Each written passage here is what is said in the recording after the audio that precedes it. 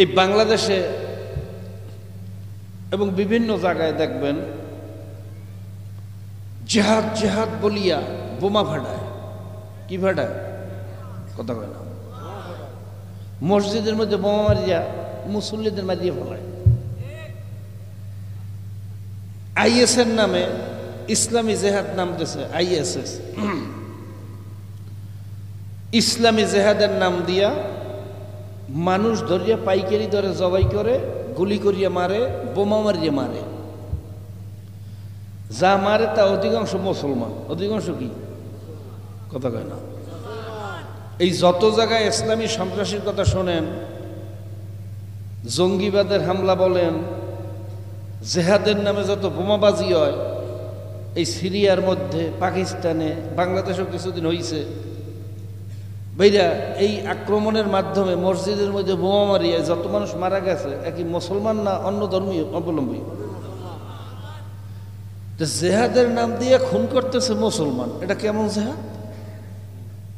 কথা কয় না। এটা কি জেহাদ না ফাসাদ? নির্বিচারে মানুষদের খুন করা, নির্বিচারে ভাইরা নিরীহ মানুষকে খুন করা, যারা অস্ত্রধারী না, তোমার সাথে অস্ত্র নিয়ে মোকাবেলা করতে আসে নাই, ভাইরা তাদেরকে নির্বিচারে হত্যা করা, এরকম কোন জেহাদ ইসলামে আছে? কথা কন। কোরআনে হাদিসে আছে? মান্তেক ফালসাফায় কোথাও আছে? তো এই জেহাদ পাইল কই? এই বাংলাদেশে একদল দেখবেন চরমনিয়ালাদেরকে ডাওয়াটে কাফের ফতুয়া দেয়। চরমনিয়ালারা যারা করতেছে এটা গণতন্ত্র, এটা করা যাইবে না, এটা হারাম, এটা করলে ইমান থাকবে না, করতে হইবে জেহাদ। করতে হইবে কি? জেহাদের নাম দিয়া, অর্থাৎ ওই তলোয়ার নিয়ে নামতে হবে, মানুষ মারতে হবে, বোমাবাজি করতে হইবে, এই ট্রেনিংও দেয় একদল। কত কেন আছে না?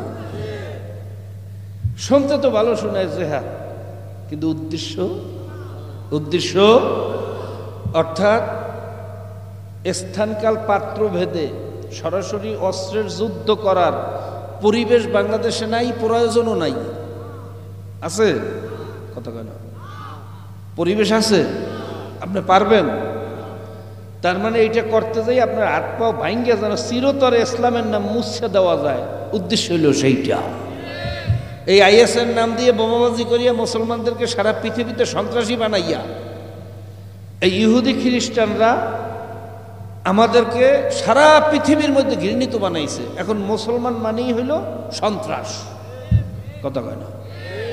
সারা পৃথিবীর অমুসলিমরা মুসলমান নাম শুনলে ঘৃণা করে, এরা তো সন্ত্রাস, বোমাবাজি করে। ব্রিটেনের সাবেক প্রধানমন্ত্রী টনি ব্লেয়ারের শালী লরেন বুথ যে মুসলমান হইল, সে আফগানিস্তানে গেছিল জার্নালিস্টের কাজে। যাওয়ার পরে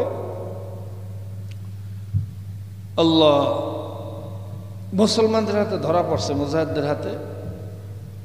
মুজাহিদরা মনে করছে বড় জাসুস হইতে পারে, কোনো গোয়েন্দা হইতে পারে, বা সিআই রয়ের এজেন্ট হইতে পারে, মোসাদের এজেন্ট হইতে পারে।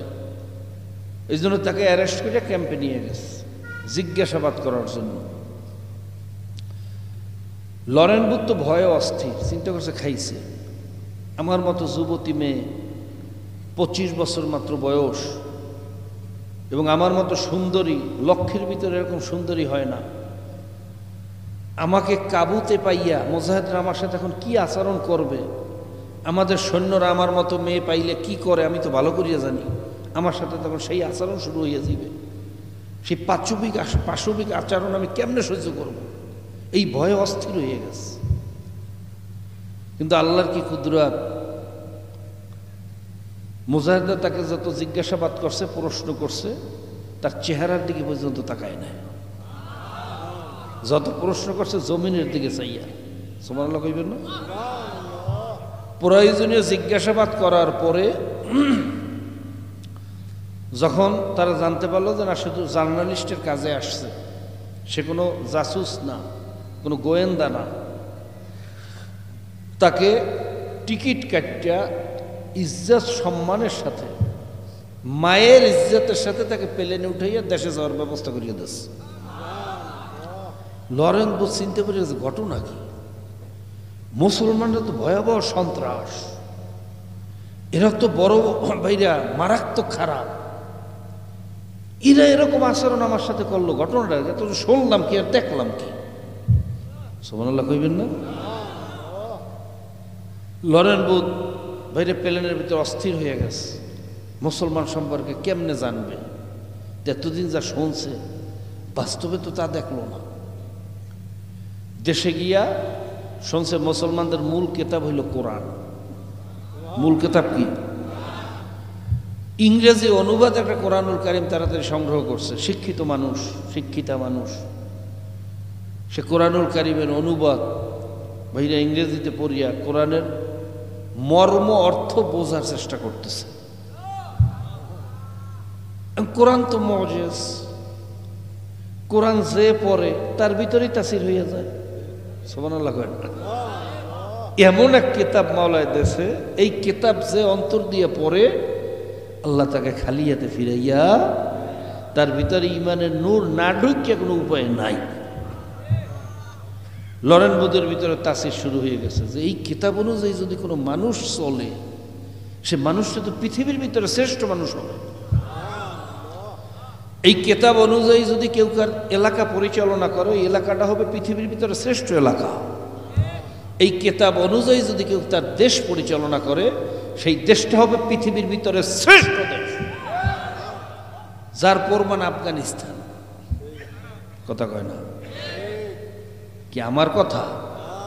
সারা পৃথিবীর মিডিয়া এখন বলতেছে যে আফগানিস্তান যেভাবে অল্প দিনের ব্যবধানে দুর্নীতি